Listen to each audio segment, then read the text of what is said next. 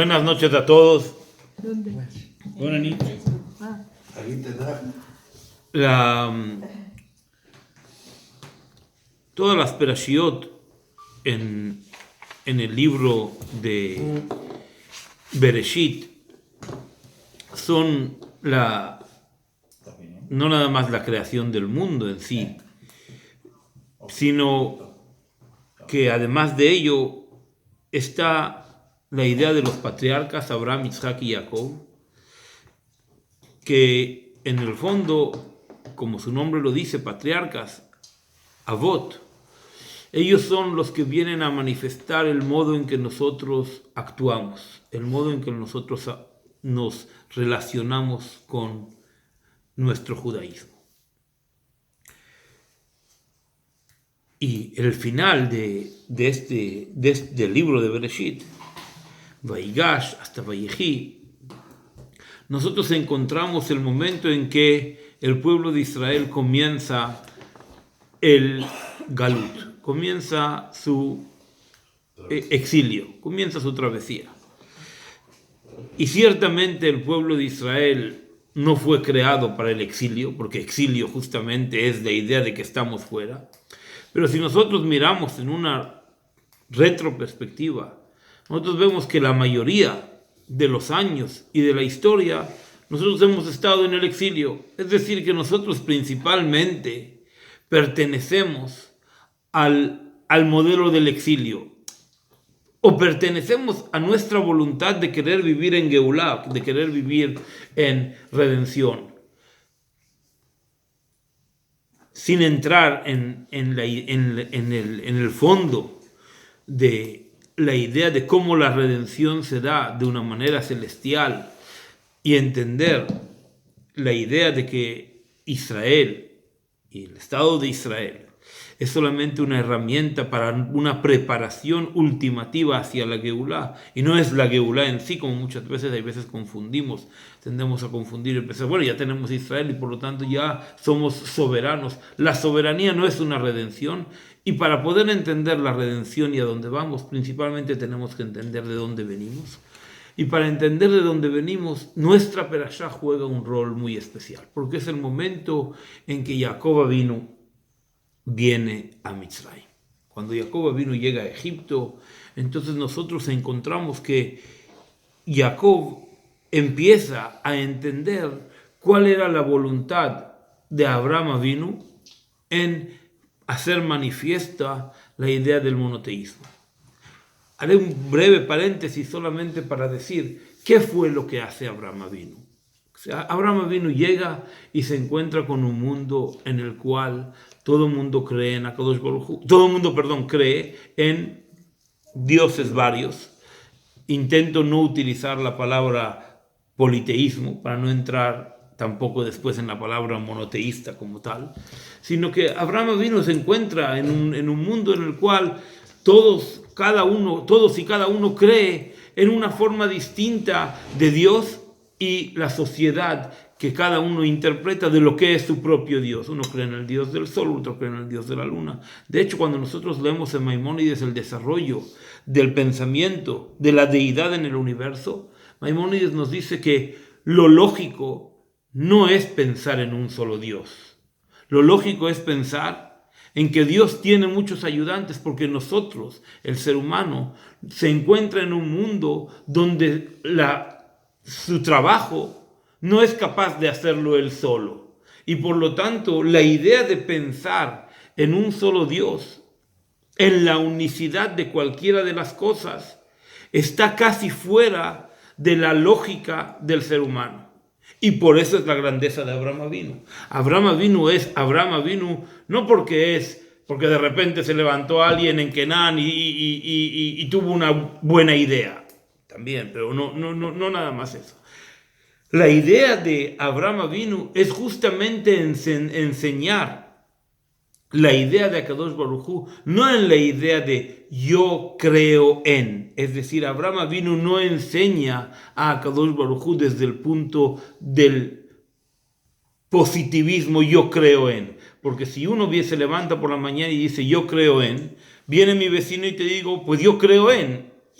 Entonces nos encontramos, como muchas veces nos encontramos en las famosas reuniones estas de los monoteístas, ¿cómo se llama? Las pluricreencias, interreligiosas, perdón, no me salía la palabra, la interreligiosa. Entonces, bueno, yo creo en Dios, y entonces el otro espira, yo también creo en Dios, y el otro también cree. Abraham no vino a decir yo creo en Dios. Abraham vino a decir de que existe una forma lógica de entender que todos los dioses pertenecen a un solo estamento, a un solo estatuto.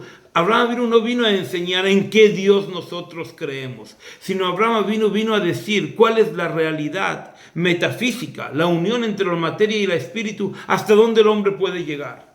Y hasta dónde el hombre puede llegar, para saber hasta dónde el hombre puede llegar, tiene que quitarse de en medio todas sus creencias. O sea que principalmente Abraham lo que nos viene a enseñar es qué significa Yesh Me'ain, qué significa que hay un algo que viene de la nada. O sea que, ¿qué es Dios? Cuando nosotros utilizamos la palabra Dios, Dios es nada. La nada. ¿Por qué es la nada? Porque es el todo. Y cuando nosotros queremos decir que Dios es el todo, esto es como en el Aleph Bet de la Hasidut, nosotros lo repetimos muchas veces.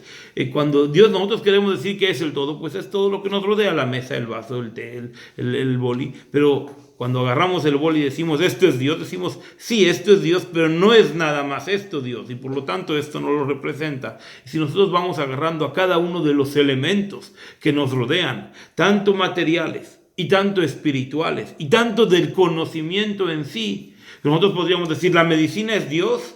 No, la medicina tiene parte del conocimiento divino, pero no es nada más eso. Dios es mucho más. Cuando nosotros llegamos al mucho más, llegamos a una conclusión de que realmente Dios es la manifestación del todo, que la única forma que se puede manifestar el todo es en la nada. En hebreo suena muy fácil. Yesh Me'ain, el hay del no hay. En castellano no tiene una traducción, tampoco lo. ¿Por qué digo toda este prólogo?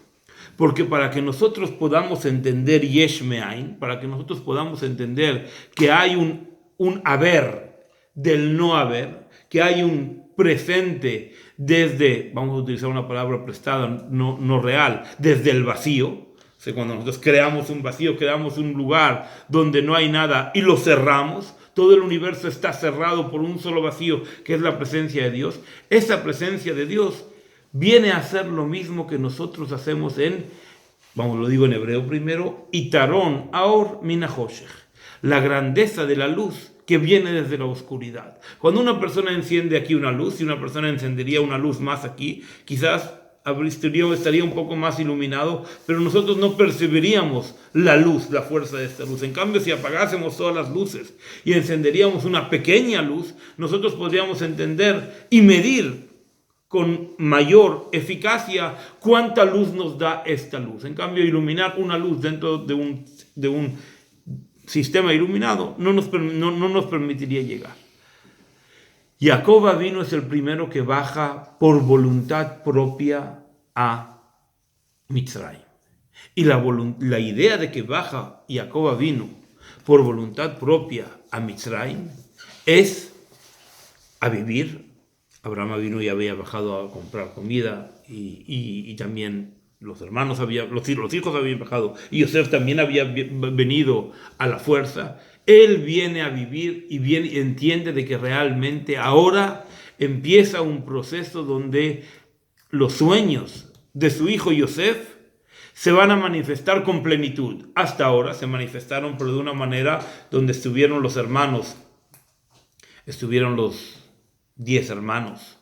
En un momento Benjamín no estaba, después Shimón no estaba.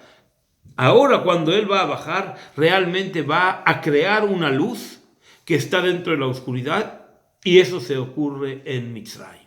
Esto ocurre en Mitzrayim, es Egipto. En castellano nosotros diríamos que Mitzrayim es fronteras, Meitzar. En la frontera, Meitzar Yam, la frontera del mar, es donde empieza el agua en sí, ¿correcto? O sea, ¿dónde empieza la frontera del mar? En el fondo del mar, donde es desde el punto más profundo del agua, ahí nosotros podemos medir cuánta distancia hay hasta que hay un lugar donde ya no hay agua. ¿Correcto? O sea, la frontera del mar no empieza en el lugar, en la playa donde se nos acerca el agua y se nos va, porque hoy está aquí, mañana podría estar en otro lugar. Mitzrayim es la idea en la cual el Yehudí viene al mundo, y esto es el trabajo de los Avot, es el trabajo de los patriarcas Abraham, Isaac y Jacob, para hacer manifestar no la idea del positivismo en donde nosotros sí creemos, tal y como lo explicamos en Abraham. Nosotros no podemos explicar lo que sí creemos, porque es donde cuando nosotros explicamos lo que sí creemos, va a venir otro y va a decir, yo también creo en otra cosa parecida, y estaríamos en una retórica en la cual no sé, quién hace las cosas mejor. Esta es una cosa muy subjetiva, y la Torá viene a manifestarnos la idea de Jacob Avinu. ¿Qué es Jacob Avinu? Jacob Avinu, la Torá nos los relata en 3 palabras. Titen emet le Jacob, dale la verdad a Jacob, Gesed le Abraham, la benevolencia a Abraham, Asher nishvata laboteinu, que les prometiste a nuestros padres, Mimei Kedem, desde el tiempo de antaño. ¿Cuál es el tiempo de antaño? El momento del pacto. El momento del pacto es que el pueblo de Israel, para poder ser el pueblo de Israel, para poder ser él, tiene que ir al Galut. No podía recibir la Torá sin haber salido desde Mitzrayim, pasar por los 40 años en el desierto, pasar por Sinai, los 40 años, y la tierra de Israel, etc. Es decir, que nosotros en nuestra relación con HaKadosh Baruj Hu, nos vamos a relacionar con él en un lugar, en un trasfondo donde vive la oscuridad, por encima de donde vive la luz. El Talmud en Shabbat nos dice que Jacob Avinu tenía que haber bajado a Egipto Besharshelaot shel Barzel, tenía que haber bajado a Egipto con cadenas de acero, de hierro, pero él le pidió a Kadosh Baruj Hu que le haga un favor, que le dé un mérito. ¿Cuál es el mérito? El mérito de los patriarcas. Es verdad que hay que ir de esclavo, pero déjame entrar yo quiero entrar con mi propio pie al yugo humano. Al yugo celestial lo acepto de cualquier manera, pero al yugo humano, donde un ser humano va a decidir cuál es mi forma, cuál es mi tiempo. En el lenguaje talmúdico, Olam Shana Nefesh, mundo, tiempo y personas, eso lo vamos a decidir nosotros. Nosotros aceptamos la esclavitud, pero nosotros vamos a decidir cuál es la forma y cuál es el momento. Entonces Jacob vino, ¿a quién mandó? ¿A quién sacrifica Jacob? Al único que era sacrificable. ¿Quién era sacrificable? Yosef, por ser hijo de Rachel. Porque en Rachel se manifestaba un esfuerzo de 14 años de haber trabajado, donde a Kadosh Baruj Hu eso todavía no se lo había pagado. Nosotros tenemos una relación con Kadosh Baruj Hu donde no tenemos ATM, no tenemos ¿cómo se llama? La tarjeta para sacar cash de nuestros méritos, y nos relacionamos con Akadosh Baruj Hu de una manera distinta, a partir de Sinai, obviamente. Pero en aquel momento Jacob Avinu podía exigir a Akadosh Baruj Hu y decirle, yo quiero utilizar mis méritos para venir a Mitzrayim de otra manera. Jacob Avinu quería, y le era muy importante venir. ¿Cómo entra Jacob Avinu a Mitzrayim? Como un rey. Y Yosef, su hijo, lo espera como virrey y lo mete frente al faraón y le dice, este es mi padre, este es el culpable de que yo tenga capacidad para interpretar los sueños y decirte lo que hubo, y es el que me llevó realmente es el que me ha enseñado el modo de vida, aunque yo no lo he visto 17 años, pero este soy yo. Entonces Jacob entra consciente de que, como dice el Midrash, de que cuando va a salir, en castellano se dice, ya no va a salir por sus propios pies. Es como hay veces en la historia, va así con el pie para adelante. Eso es.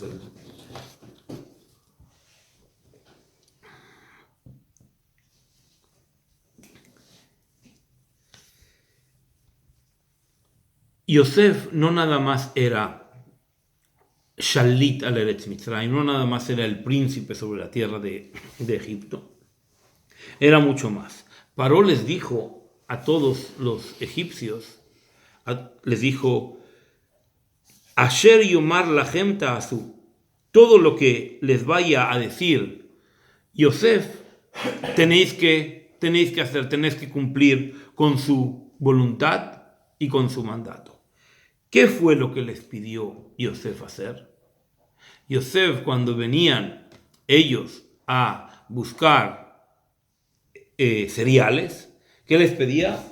Que hagan el Brit Milá. O sea que Yosef circuncida a todo un pueblo.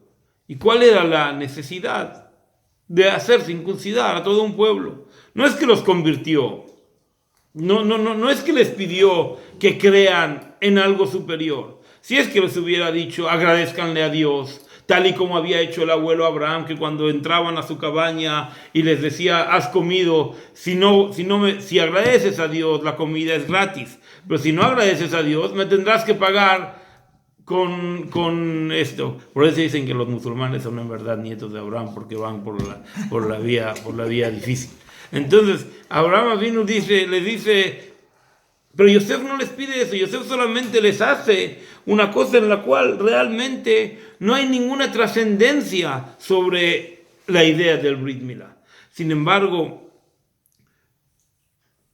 hay algo que es importante y que nos marca el porqué de Yosef pide hacer el Brit Milá. En el Brit Milá hay dos cosas. Hay un pacto entre nosotros y Dios, pero también hay un pacto, como dice el Pasuk en Bereshit, Briti bipsarchem le brit olam. Hay un pacto bipsarchem en el materialismo, un brit olam, un pacto para siempre. Y es verdad que ellos no estaban obligados, pero por cuanto de que Yosef, él era el virrey de Egipto, y en el fondo de esta manera era dueño, todas las personas que había en Egipto estaban bajo la esclavitud de Yosef, y la persona está obligado a enseñar a sus esclavos, a enseñarles Torah, a enseñarles lo que él sabe, y también a hacerles el Brit Milá. Y por lo tanto Yosef dijo, todo el que me pertenece a mí y quiere comer de mi idea, tiene que hacer el Brit Milá. O sea que en Yosef Atzadik viene a representar la idea en que hace cumplir la primera parte del pacto. No es el pacto en sí entre nosotros y Akadosh Baruj Hu, que ese lo hacemos nosotros de forma personal, ingresando bajo el yugo celestial. No era la idea, pero sí había una idea de poder levantar todo el materialismo de Egipto a un nivel en que nosotros seamos capaces de, a posteriori, transformar las fuerzas del materialismo en una función espiritual. Y con ese trabajo lo comienza Yosef en Egipto. A través de que Yosef hace que cada uno de ellos haga el Brit Milá, es como que la materia, la carne de ellos se vuelve apta para ser dominada por la espiritualidad posteriormente.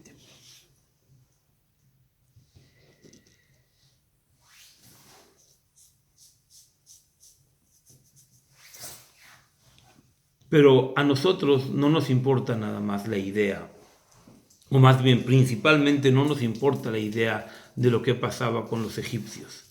A nosotros nos importa la idea de lo que pasa con Yosef y sus hermanos.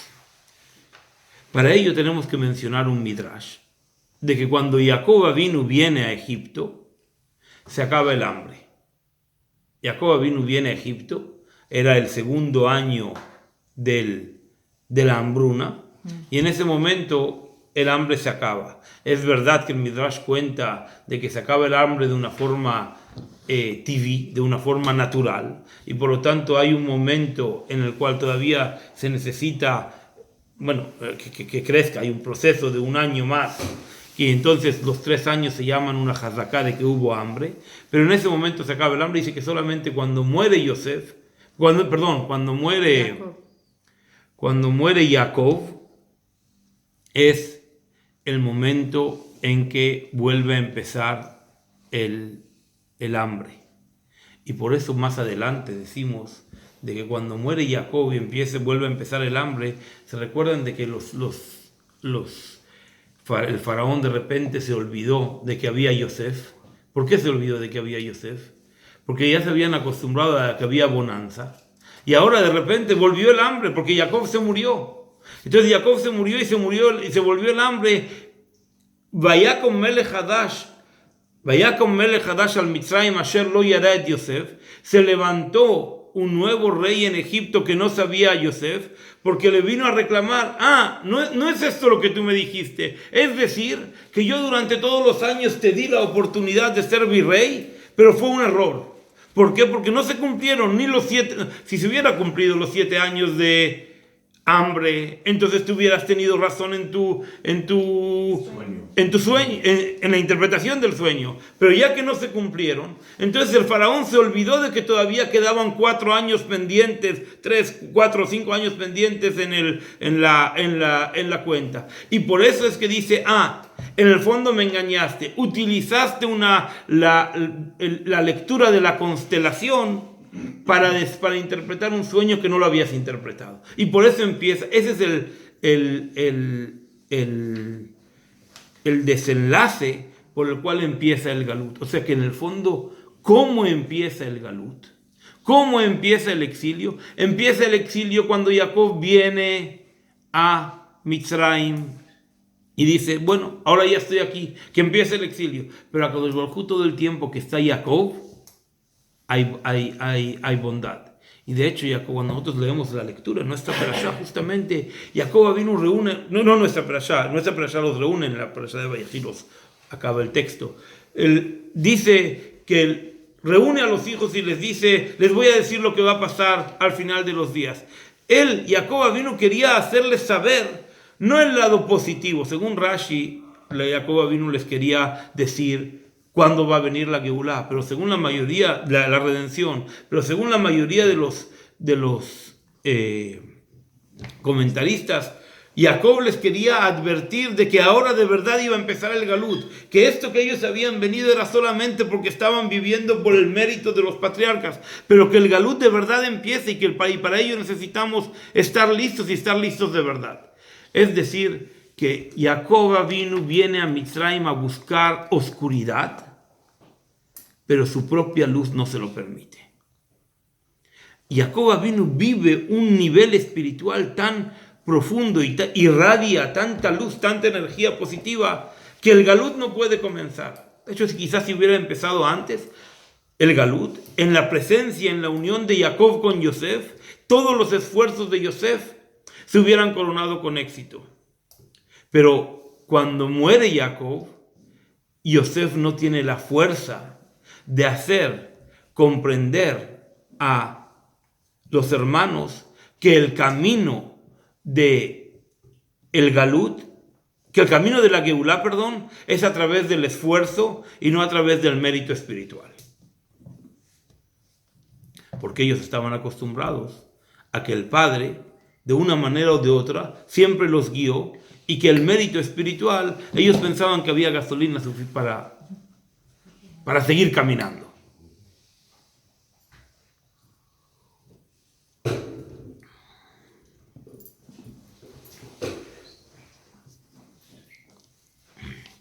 Yosef, en cambio, por cuanto que Yosef había sido Hurat Mitzrayma, por cuanto de que Yosef había sido bajado a Egipto, él no vino como Jacob de buena voluntad. Él baja a Egipto a la fuerza. Él un día se encuentra con cuál es la realidad del mal. Y cuando él se encuentra con cuál es la realidad del mal e intenta transformarla en bien, él ve que el motor no da, que la materia no se eleva, no tiene fuerza. Él es capaz de dominar a todo Egipto, pero su propio hogar no tiene espacio para lo que él realmente desea. Por eso dice que Menashe, en el nombre Menashe, hay también escondida una palabra que es Shiná, durmiendo. En Menashe no es la misma raíz, o quizás sí, no lo sé, pero está entrelazada. Nashani Elohim. Nashani me hizo recordar, pero no. pero, השורש נשן, נון ש"ה בעצם. No Shinhei, pero ¿qué es? Olvidar, ¿no? Recordar. Nashani Elohim. נשן מהזיכרון, להוציא מהזיכרון. Bueno, sacar del recuerdo es recordar. ¿Sí o no? Sí. Pero también está la palabra dormir. Está la palabra en Menashe porque Jacob vino, él hubiera querido tener la fuerza de poder educar a sus hijos en el camino en que ellos habían sido educados, pero él ya no tiene la fuerza. ¿Por qué no tiene la fuerza? Porque no tiene Torah Timeja. Su esposa ya había nacido en un lugar, aún los que sostienen que la esposa era hebrea, que era de hija de Osnat, pero aún así, ella no tenía la fuerza de educar a los hijos en el camino del judaísmo, y por lo tanto empieza el real sufrimiento del galut, que es que el Yehudí duerme no por voluntad propia. Y entonces ahora vamos a explicar, ¿no? Y ahora vamos a explicar qué es mejor, un galut de voluntad propia, un exilio de voluntad propia, una oscuridad que conocemos y que entendemos de la cual podemos salir, o una oscuridad donde nos han puesto. ¿Qué oscuridad es más dura? ¿Cuál es más dura? ¿Un problema consciente o un problema inconsciente? ¿Qué es más duro? ¿Ah? ¿El inconsciente es más duro? No, no hombre, el consciente es más duro. ¿Por qué es más duro? Bueno, no, todos. Las dos tienen, pero aquí queremos decir, no importa cuál es más, los problemas son problemas. Aquí queremos decir que el problema consciente es mucho más duro, porque el problema consciente conoces la salida, pero estás atado en la oscuridad. Una persona que conoce la salida del problema, pero no lo puede sacar, entonces su problema es mucho más mayor. Una persona que es inconsciente está perdido dentro de la propia oscuridad. Entonces nosotros queremos, aquí hay un juego entre Yosef y Yehudá. Yehudá le dice a Yosef, ríete del galut. A mí el galut no me preocupa. Yo sé que nosotros vamos a volver a la piedra angular por la cual nosotros hemos pasado a hacer tefilá, la piedra que había puesto papá Jacob en el camino con la escalera. Nosotros pasamos ahí y yo sé que yo voy a volver ahí. A mí no me importa.